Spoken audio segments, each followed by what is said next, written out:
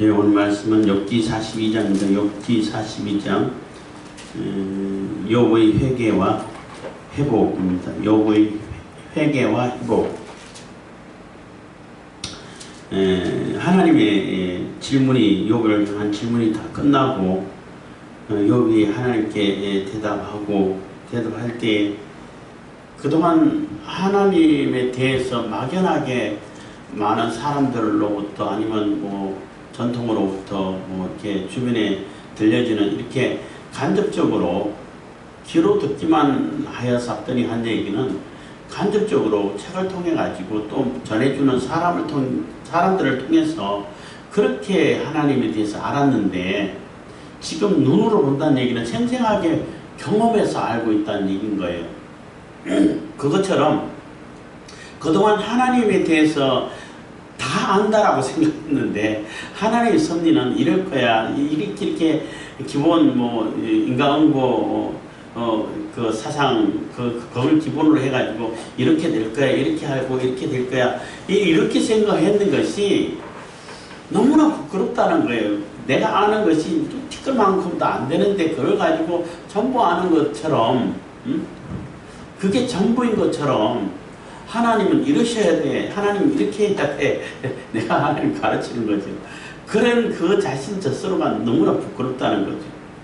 욥이 지금 회개하고 있는 것은 욥의 세 친구들이 말하는 그런 죄가 있어서 그 죄에 대해서 회개하는 것이 아니라 욥 스스로가 하나님에 대해서 아는 것이 뭐 누구만큼밖에 안 되는데 티끌만큼밖에 안 되는데 그걸 가지고 하나님 다 알고 내가 하나님 앞에 서가지고 당당하게 그 입장을 변호하고 뭐 토론하고 이렇게 해서 내 무죄함을 증명하겠다고 했던 그런 자세 자체가 그 말 자체가 너무나 부끄럽다는 거예요. 왜냐하면은 하나님이 뭐 사소하고 별로 중요하지도 않고 사람들이 관심을 가지지도 않는 그러한 뭐 동물들에 대해서 얘기해도 할 수 있는 대답할 게 하나도 없어. 거대하고 뭐 우주 만물을 창조하시고 창조에 관한 얘기하면 그거 당연히 모르지요. 그거 당연히 모르고 기상의견에 대해서도 당연히 모르는데 뭐 까마귀 새끼라든지 뭐 가까이 있는 그런 동물에 대해서도 하나도 몰라. 대답할 게 없어. 그리고 능력 자체도 하나님이 지으신 그 어마어마한 그 베헤못이라는 그 하마로 번역되어 있습니다만은 그 엄청난 육상 그 동물이 있는데 그 동물 앞에 서면은 아무것도 아니라는 거죠. 그리고 뭐 포악하고 뭐 아주 무시무시한 괴물과 같은 그러한 그 리오야단 그 악어로 번역되어 있습니다. 그 앞에 서면은 뭐 당할 수 있는 동물이 이 세상 그 어떤 생물체가 없다는 거죠. 뭐 동물들도 마찬가지고.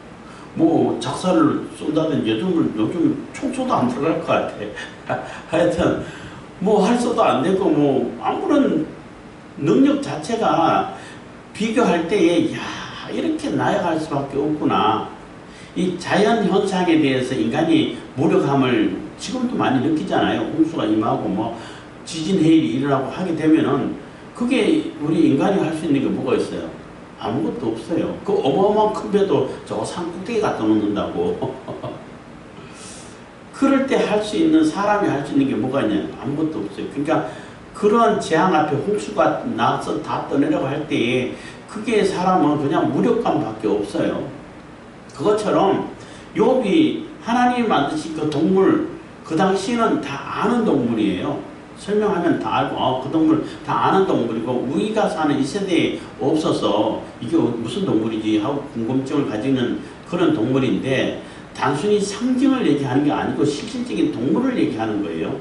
욥기에서는 욥기 이후에 리오야단이라고 이렇게 번역되고 쓰고 있는 그러한 그 동물에 대해서는 그거는 상징 맞아요.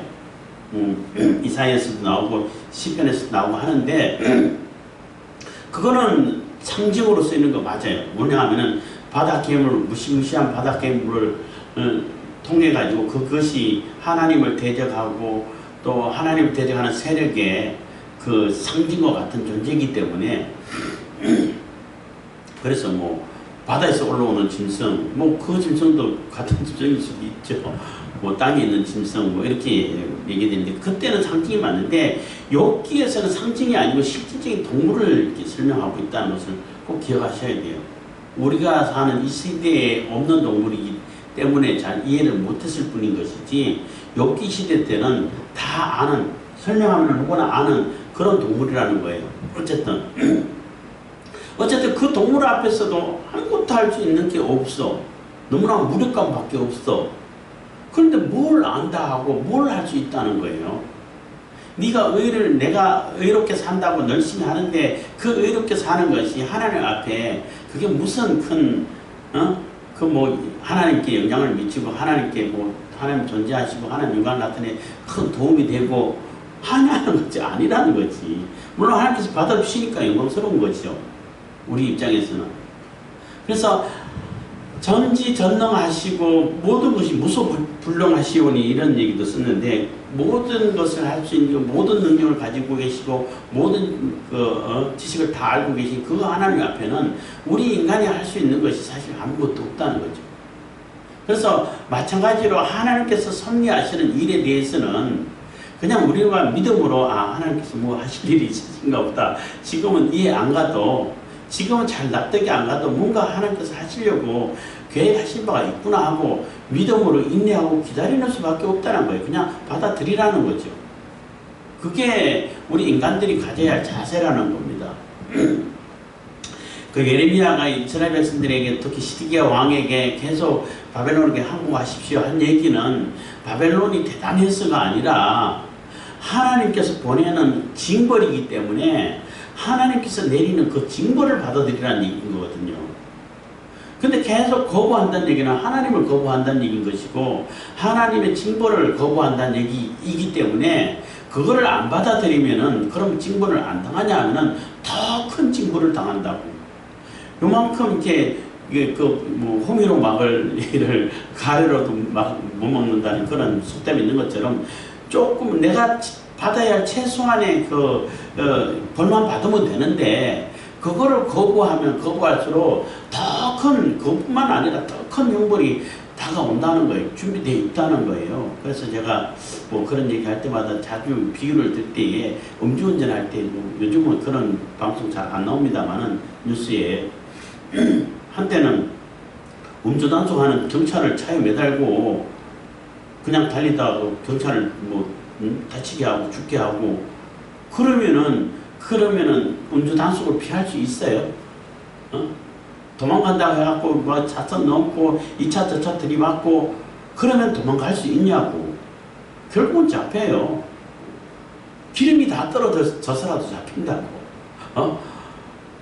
그러면은 그냥 운전 하면 안 되지. 하는 것 자체가 이 잘못된 거예요. 했다면 한 그 자체를 내가 책임을 져야 되고 거기에 대한 벌을 받아야지.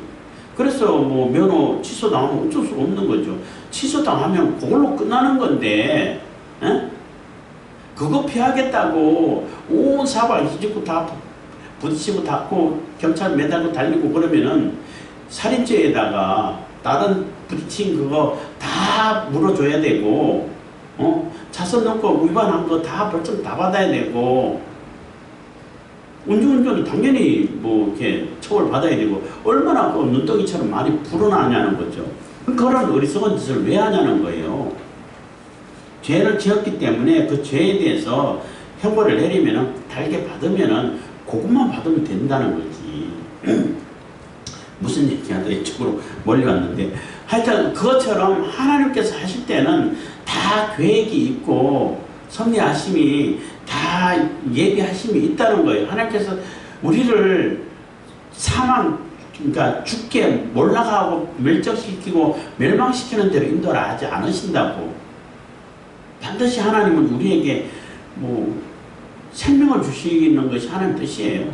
우리를 살게 하고 생명을 주시고 우리를 부하게 하시고 풍족하고 넉넉하게 하시고 평안하게 하시고 행복하게 해주시고 영생의 삶을 살 수 있도록 하나님하고 영원히 행복하게 같이 살 수 있는, 그렇게 주는 것이 하나님 뜻이에요. 그게 하나님의 목적이고 우리를 지으신 목적이고 하나님 뜻이 거기 있어요. 내가 이 일을 해가지고 살 것인가. 당장은 이익이 있는데 이 때문에 내가 굉장히 큰 곤란을 당하고 많은 사람들을 피해를 주게 만들고 또 사회를 해치게 만들다. 그거 하나님 뜻 아니에요. 아무리 눈앞에 큰 이익이 있다 하더라도. 내가 지금 이 일을 해가지고 조금 손해보는 것 같은데 결국은 내가 살게 되고 내 영혼이 새롭게 되고 많은 사람들과의 관계가 회복되게 되고 하는 그런 일은 그게 하나님 뜻인 거예요. 그래서 어떤 일이 있을 때 이게 하나님 뜻인가 아닌가는 그걸 통해 가지고 하나님께 영광이 되냐, 하나님께 영광을 돌릴 수 있냐 없냐, 그걸 보고 판단하면은 하나님 뜻 맞아요. 동쪽으로 가는 것이 하나님 뜻입니까? 서쪽으로 가는 것이 하나님 뜻입니까? 너 가고 싶은 대로 가세요. 그게 하나님 뜻이에요. 동쪽으로 가든 서쪽으로 가든 내가 가는 그 발걸음이 은혜의 발걸음이 되고 거룩한 발걸음이 되면은 그게 하나님 뜻인 거예요. 물가로 가면 됩니까? 안 됩니까? 그거는 무당이 미신이라든지 무당에게 묻는 얘기인데, 어쨌든 내가 이 일을 하고 이 회사에 들어가야 됩니까? 들어가지 말아야 됩니까? 하는데 이 회사 들어가서 그 회사를 통해 가지고 내가 하나님께 영광이 되냐 안 되냐, 하나님께 영광 돌리고 하나님의 뜻을 받을 수 있고 하나님의 말씀을 전할 수 있는 기회를 만들 수 있냐 없냐, 그거를 보고 판단해야 되는 거예요. 그러면은 하나님 뜻이고, 내가 회사 들어가는데 조폭이 있는 회사고 조폭의 조직에 들어가게 되고 마약을 유통하게 만들고, 거기는 들어가면 안 되는 거예요. 거기 들어가지고 하나님과 나타낼 수가 없는 거예요. 뭐 그거 한 예입니다만, 어쨌든 하나님은 우리를 생명으로 이끄신다고, 잔잔한 시냇물 푸른 초장으로 인도하신다고. 인도해 가는 그 과정에는 사망의 음침한 골짜기도 만날 수 있다는 얘기예요. 만나진다는 거예요. 그렇기 때문에 하나님을 믿는다면 하나님에 대한 믿음을, 절대적인 믿음을 가지라는 거죠. 뭐 욥기에서는 욥이 질문했던 왜 의인이 이렇게 고난을 받습니까 하는 거기에 대한 직접적인 질문, 답은 하나도 없어요. 그 직접적으로 질문한다는 그 자체가 굉장히 유치한 수준밖에 안 되기 때문에 너희 스스로 판단해 보라는 거죠. 스스로 판단해서 어떤 것이 옳은 것인가를 판단하게끔 하기 위해서 훈련시켰고 연단을 하게 만들고, 연단을 통해서 벗어난 이 욥은 그러니까 욥이 그러니까 이제 회복돼 갖고 2배로 이제 복을 받고 뭐 재산이 많아지고 또 자녀도 출생하게 만들고 했는데, 그러니까 욥이 시험을 잘 참고 이긴 그 대가로 준 선물이 아니란 얘기, 그렇게 생각하시면 안 돼요. 욥의 입장에서는 그거 하나도 없어도 괜찮아. 이제 내가 하나님을 눈으로 뵙는, 내가 직접 경험해서 하나님을 알게 됐다는 그 자체 하나만으로도 어마어마한 복을 받는 것이고, 뭐 불편함이 하나도 없어 완전한 만족감에 들어갈 수 있게 된 거예요. 하나님께서 아무것도 해보고 안 지켜줘도 욥은 이제는 섭섭한 거 하나도 없어. 불편한 거 하나도 없어. 아, 이런 분이 하나님이시구나, 이분이 하나님이셨구나, 하나님이 이렇게 원하시고 하나님이 이렇게 크시구나. 그래서 내가 지금 날마다 하나님을 경험하고 알 수 있는 그것만 있어도 욥은 이제 만족하고 이제는 모든 문제가 다 해결돼 버린 거예요. 그리고 그거는 하나님께서 준비하신 덤이죠. 은혜죠. 값없이 주는 은혜라고 말할 수 있는 거예요. 그래서 하나님께서 욥에게 베풀어준 재산이 2배가 늘어났다, 그게 중요한 게 아니고, 그거는 조그만 그냥 보너스 정도인 것이고, 실질적으로 욥에게 큰 복을 베풀어 주신 것은 하나님을 직접 경험할 수 있다는 거죠. 그게 가장 큰 하나님께서 욥에게 베풀어 주신 복이고, 욥은 그동안 불평하고 이해가 안 가고 또 뭐 억울하고 원망스럽고 한 것이 하나님을 직접 배웠고 만남으로 인해 가지고 그 모든 것이 다 해소되어 버린 거예요. 더 이상 궁금한 것도 없고 더 뭐 억울한 것도 없고, 와, 이런 분이 하나님이셨구나, 그 감격 그 자체가 가장 큰 복이 된다는 거예요. 그런 의미로 욥기는 우리가 욥의 고난을 통해 가지고 또 많은 그렇게 토론을 통해 가지고 알 수 있는 것은 그래서 하나님이 그 현현하셔가지고 나타나셔가지고 요에게 질문한 것을 통해 가지고 인간이 어떤 자세로 어떤 모습으로 하나님 앞에 나가고 하나님 앞에 서야 할 것인가를 이렇게 생생하게 보여주는 것이고 진짜 복은 우리가 하나님을 직접 경험할 수 있고 하나님과 임마누엘을 이뤄서 함께 동행할 수 있다는 그 자체가 가장 큰 복이고 그 자체가 뭐 말로 다 할 수 없는 은혜라는 거예요. 그래서 이제 덤으로 보너스로 이제 재산을 2배도 주고 자녀도 다시 이렇게 회복시켜주고 물론 이제 자녀는 그러니까 여기서 또 알 수 있는 것은 뭐 읽으면서 얘기하겠습니다만은 이게 동물이라든지 이런 동물들은 그냥 소멸돼요. 살다가 죽으면 그냥 소멸되고 없어진다고. 그렇기 때문에 재산 먹는 것도 2배로 주면은 2배로 늘어나는 것을 수치로 볼 수 있는데 사람은 소멸되지 않아요. 사람 영혼은 소멸되지 않고 하나님께서 예비하신 곳에 가 있단 말이에요. 2배면은 그래 14명을 낳아야지. 14명 안 낳고 7명 낳는단 말이에요. 똑같이 아들 5, 아들 4, 딸 3, 아니. 아들 7, 딸 3인가? 그렇게 낳았단 말이에요. 예, 어쨌든 42장 1절입니다. 욥이 여호와께 대답하여 가로되 주께서는 무소불능하시오며 무슨 경영이든지 못 이루실 것이 없는 줄 아오니. 그래서 하나님이 얼마나 크시고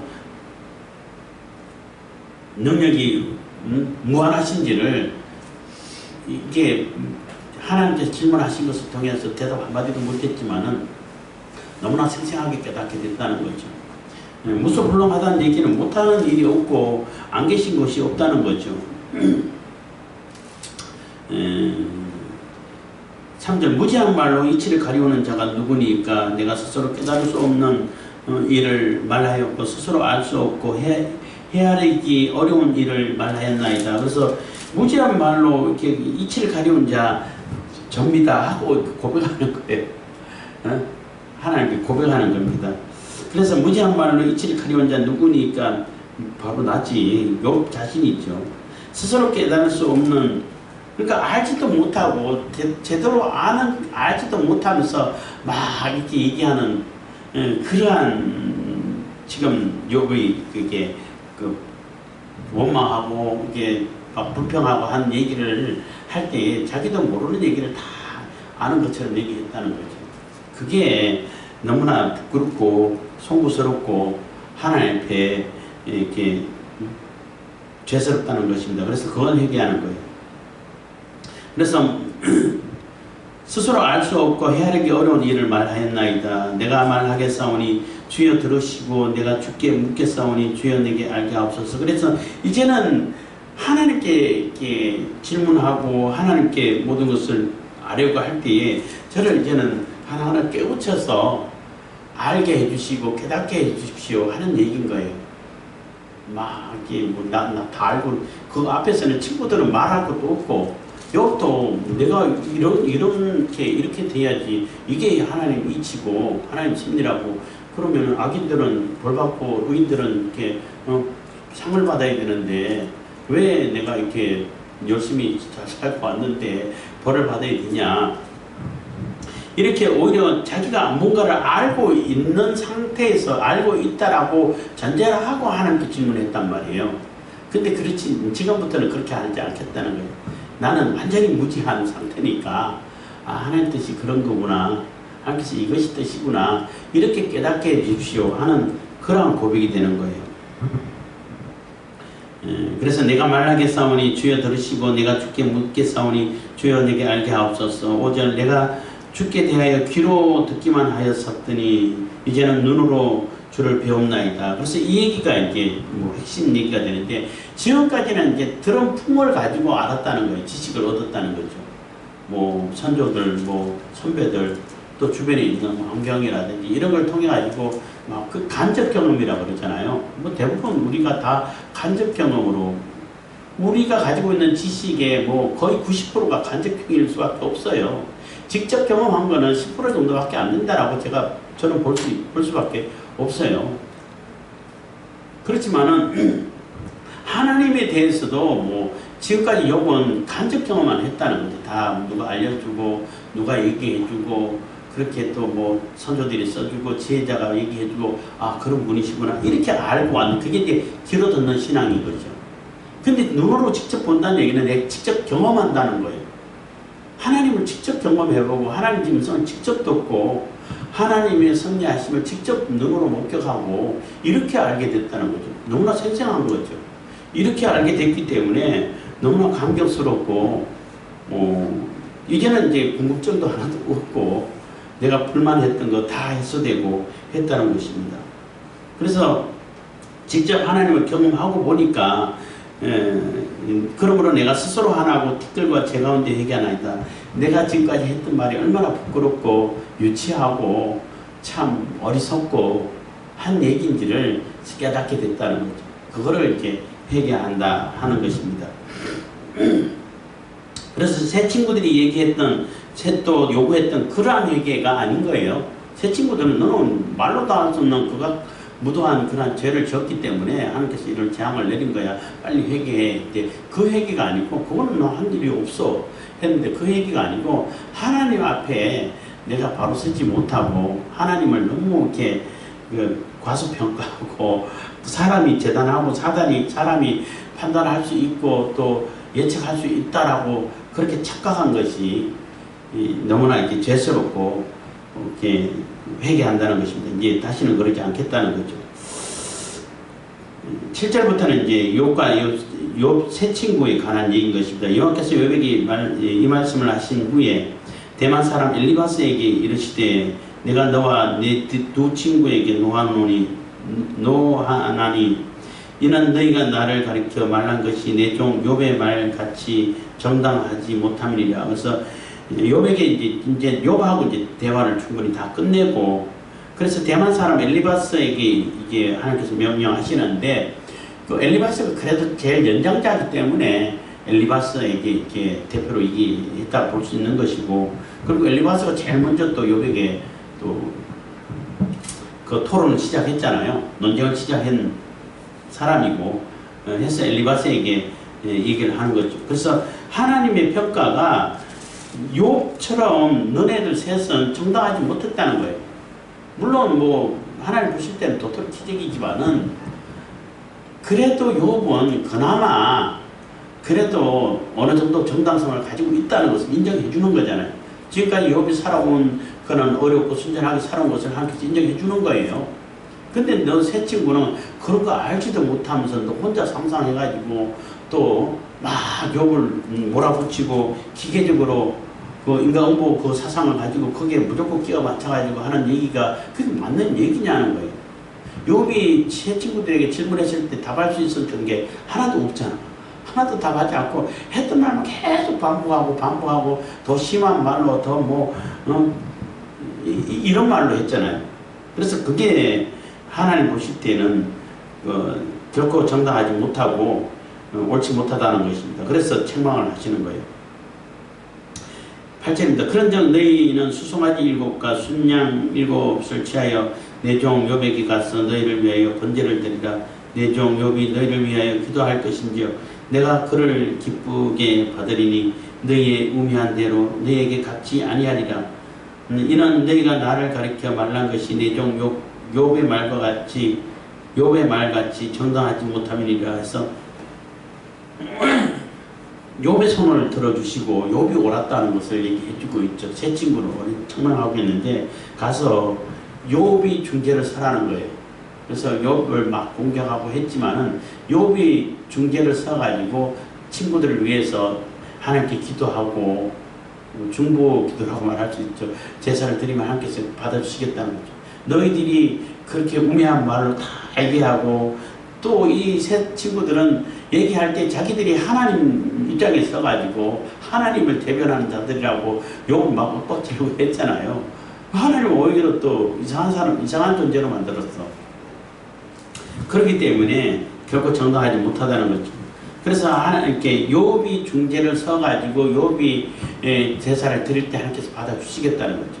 너희들이 우매한 말로 한 것을 그대로 다 갚으면은 그 새 친구들은 살아남을 수가 없는데, 그런데 이렇게 우매한 대로 갚지 않고 욥이 드리는 제사를 내가 기쁘게 받을 테니까 그렇게 하라는 것입니다. 그래서 그 세 사람은 하나님 명령대로 그대로 또 7수를 드리고, 그래서 뭐 수송아지 7, 순양 7 이랬는데 7은 완전 수를 얘기하는 거잖아요.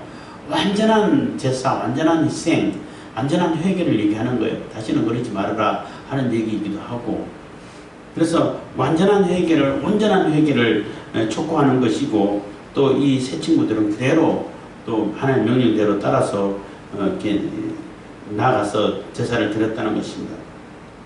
9절, 이에 대만 사람 엘리바스와 수아 사람 빌닷과 나아만 사람 소발이 가서 여호와께서 자기들에게 명하신 대로 행하니라. 그래서 하나님께서 명하신 대로 행했다는 것이 중요한 거예요. 자꾸 하나님께서 이렇게 명령했는데 거기에 더해가지고 나는 이걸 더해야 되겠어, 이렇게 더했으면 좋겠어, 이게 문제가 되고, 또 한편으로는 뭐 그렇게 7가지 들 필요 있어요. 뭐 그 하나님 정성은 받으시는데 마음 보시지 중심을 보시는 것이지 뭐 외형을 보겠어? 그래서 한 마리만 갖다 드려도 돼. 이것도 문제가 되는 거예요. 그래서 여호와께서 명령하신 대로 행하는 것이 그게 우리 성도의 자세가 된다는 거예요. 그래서 중요한 것입니다, 그게. 그래서 명한 대로 하니라. 여호와께서 욥을 기쁘게 받으셨더라. 그래서 욥을 아주 기쁘게 받으셨고, 또 뭐 이것을 예수님하고 이게 연관지어서 얘기한다면은, 예수님께서 우리를 위해서 죄사하심을, 십자가를 지시고 죄사함의 사역을 감당하셨을 때 하나님께서 기뻐 받으셨고, 우리도 예수님을 통해 가지고 기쁘게 주님께로 나아갈 수 있게 됐다는 것입니다. 10절입니다. 욥이 그 벗들을 위하여 빌매 여호와께서 욥의 공경을 돌이키시고 욥에게 그 전 소유보다 갑절이나 주신지라. 그래서 하나님께서 욥을 기쁘게 받으시고, 또 그 벗들을 위해서 기도할 때에 하나님께서 다 그 벗들도 용서해 주시고, 또 뿐만 아니라 이제 그동안 공경이 취하고 재앙을 만났던 욥에게도 다 건강도 회복시켜 주시고 재산도 다 회복시켜 주셨다는 겁니다. 그래서 회복시켜 주실 때에 갑절이나 그전보다 2배나 더 많이 주셨다는 거예요. 이에 그의 모든 형제와 자매와 및 전에 알던 자들이 다 와서 그 집에서 그와 함께 식물을 먹고, 여호와께서 그에게 내리신 모든 재앙에 대하여 그를 위하여 슬퍼하며 위로하고 각각 금 한 조각과 금고리 하나씩 주었더라. 그래서 재산만 회복되고 친구들하고 관계만 회복된 것이 아니라 그 친척들하고 주변에 있는 모든 사람들하고 다 관계가 회복됐다는 거예요. 이게 재앙을 당하고 아플 때는 막 이제 투명인간 취급했잖아요. 심지어는 거지 진짜 먹을 것도 하나도 없고 있을 것도 없는 노숙자 주제에 욥을 비난하고 욕하고 함부로 대하고 이런 정도까지 갔단 말이에요. 근데 이제 욥이, 하나님께서 욥을 인정해 주시고 그 세 친구들이 말한 그런 죄가 없고 욥이 정당했구나 라는 것을 알게 되고 해서 주변에 있는 모든 사람들하고 관계가 다 회복됐다는 거예요. 그래서 이정훈 목사님 이제 말씀에 그렇게 설교 말씀 중에 그런 얘기가 종종 나오는데, 무슨 얘기냐면은 진짜 하나님 뜻이라면은 불화가 일어날 수가 없다는 거예요. 예를 들어 가지고 내가 하나님 뜻을 계시를 받았어, 계시라는 게 하나님 말씀을 받아서 사명을 받았어. 그게 진짜 하나님의 사명이라면은 부부싸움 할 수가 없다는 거예요. 오히려 지원을 받게 된다는 거지. 서로 화합하게 된다는 거예요. 내가 하나님의 뜻을 받들어 가지고 하나님 말씀을 따라서 하나님의 사명을 감당하기 위해서 내가 이렇게 목회의 길을 가야겠어. 근데 아내가 절대 반대해. 나 절대 안 할 거야. 이혼할 거야. 그러면은 그게 하나님 뜻이 아닐 수 있다는 거죠.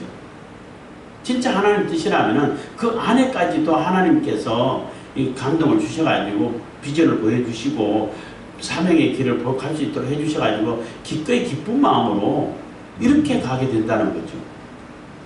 그 옛날에는 그런 얘기 많았잖아요. 막 고난이고 고생이고 내가 하기 싫은 거 내가 뭐 하고 싶어서 이거 하는 줄 아냐고 내가 사명이니까 어쩔 수 없이 한다고 이런 표현을 종종 들었단 말이에요. 우리 선조 목사님들이라든지 선배 목사님들이라든지 할 때에 뭐 부흥회라든지 할 때 그런 얘기 막 들은 적이 있는데 그거 하나님 뜻 아니라는 거죠.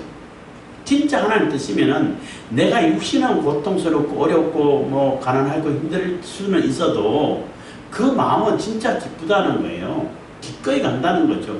이거 그 사명의 길을 가는 데 있어 가지고 보람을 느끼고 긍지를 느끼고 자랑스럽고 이렇게 되는 것이 하나님의 사명의 길을 가는 것이고 뜻인 것이지 나 가기 싫은데 죽기보다 싫은데 어쩔 수 없이 하나님께서 맡긴 사명이라서 어쩔 수 없이 가는 거야.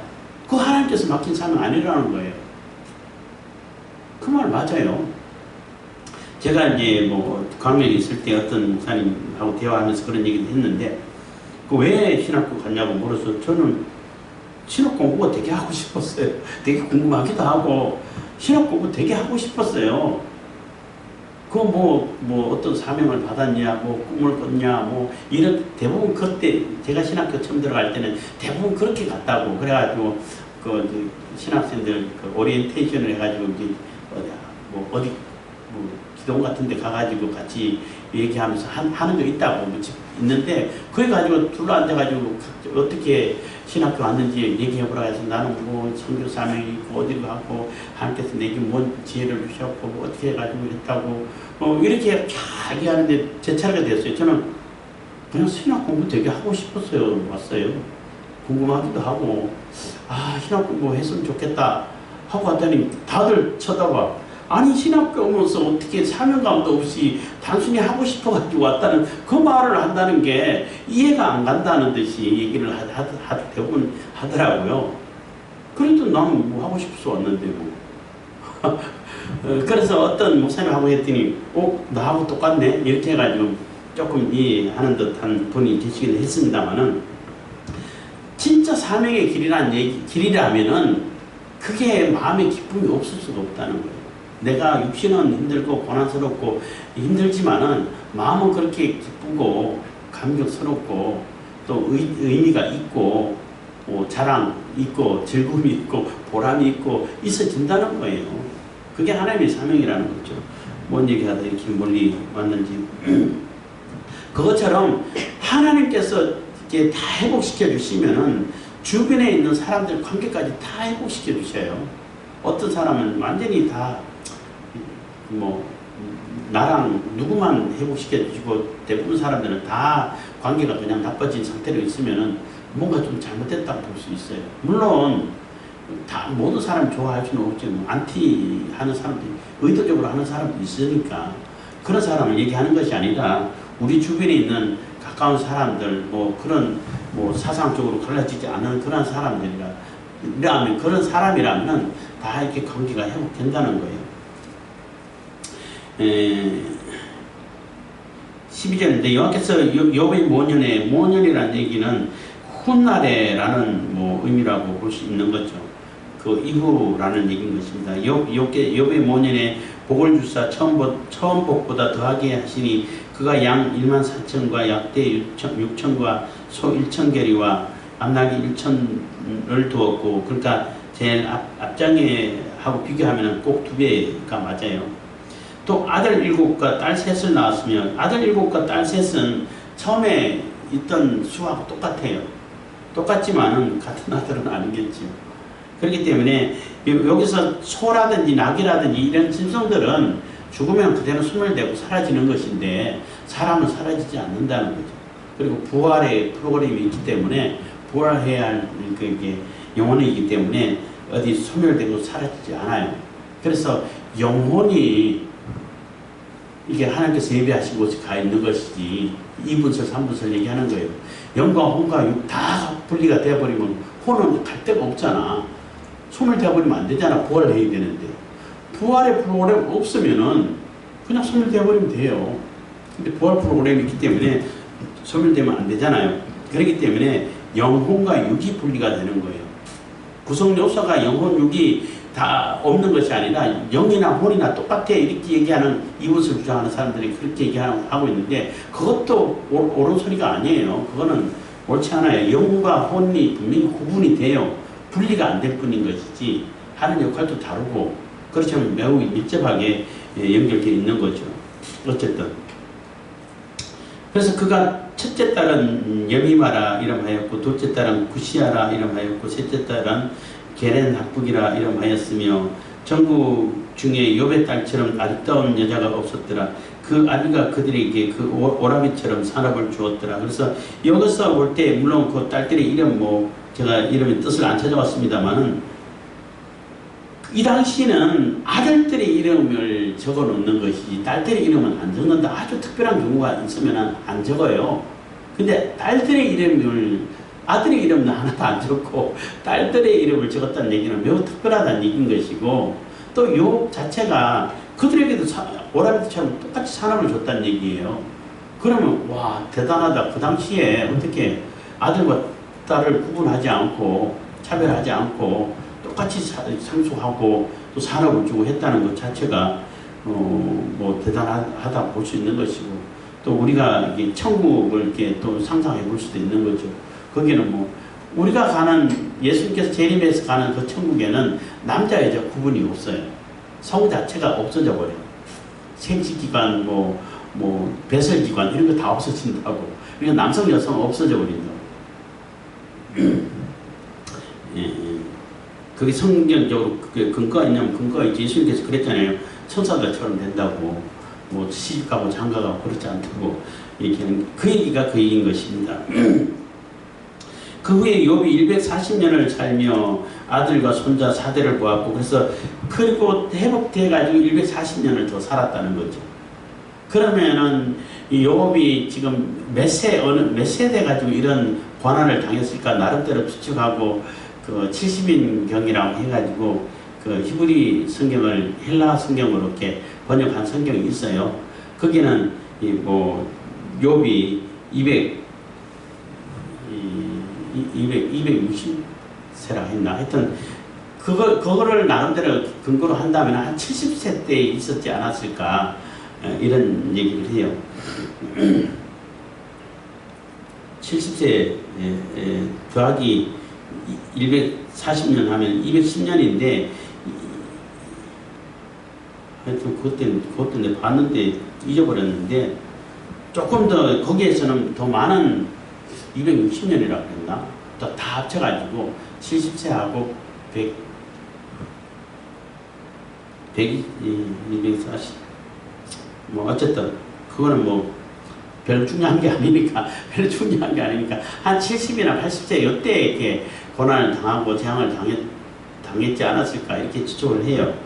어쨌든 나이 늙고 기한이 차서 죽었더라 하니 나이 늙고 기한이 차서 죽었다는 얘기는 하나님께서 허락하신 그 수명을 다 누렸다는 거예요. 하늘에서 주신 천세를 누렸다는 거예요. 천세 만세라나 하여튼 누렸고 하나님께서 주신 그런 복을 풍성히 누리다가 이렇게 가게 됐다는 것입니다. 그래서 욥을 통 욥기에서 뭐 우리가 교훈 받아야 할 것은 그거에 아까도 뭐 여러 번 얘기했습니다만은 우리가 하나님에 대해서 뭔가 안다라고 생각하는 것 자체가 굉장히 어리석음이 될 수 있다는 거예요. 그렇다고 하나님은 무조건 모르기 때문에 하나님께서 아무것도 얘기할 수도 없어. 이렇게 하는 것도 바보인 거예요. 왜냐하면 가르쳐 줬잖아. 성경을 통해 가지고 하나님은 이런 분이시다. 이런 일을 하고 우리에게 이런 것을 주려고 우리에게 생명을 주려고 하신다. 우리와 함께 하시고 임마누엘을 이루려고 하신다. 우리와 함께 하시기 위해서 이렇게 우리를 창조하시고 이끌어 가시고 결국은 영생의 삶으로 영생의 천국으로 이끌어 가신다라는 것을 다 적어놓고 가르쳐 주시잖아. 그 부분에 대해서는 아는 거죠. 하나님께서 이 땅을 지으셨고 천지 만물을 지으셨다는 것도 가르쳐 주니까 아는 거예요. 그러니까 하나님께서 계시해 준 부분은 알아야지. 그걸 모른다 그러면 안 되고 그 부분은 우리가 또 성경을 찾아보고 연구를 해서 알아야 되는 것이고 계시해 주지 않은 부분까지 내가 다 안다라고 한다는 것은 그건 교만인 것이고 어리석음인 것이고 하나님 앞에 범죄가 되는 거예요. 그래서 우리가 우리의 한계를 잘 알고 하나님 앞에 겸손하게 설 수 있기를 바라고, 혹시 우리가 이해하지 못하는 그러한 어려움이나 고난을 당한다 할지라도 하나님께서 분명히 뭔가를 하시려고 하신다는 거예요. 우리가 뭐 죄로 인해 가지고 뭐 어려움을 당했다 그러면 그 죄를 깨닫게 해주셔요. 죄를 깨닫게 해주시는데도 불구하고 회개하지 않으면은 고생을 더 해야겠지만은 어쨌든 깨닫게 해주시고 알려주시고 알게 해주신다고. 그리고 그것조차도 없으면은 뭔가 하나님께서 하실 일이 계신가 보다 하고 기다리고 인내하면서 하나님의 섭리하심을 이렇게 그냥 조용히 받아들이는 것이 가장 지혜가 된다는 것입니다. 기도하겠습니다. 사랑해 주신 감사합니다. 이 시간에도 은혜와 권력 주신 감사드립니다.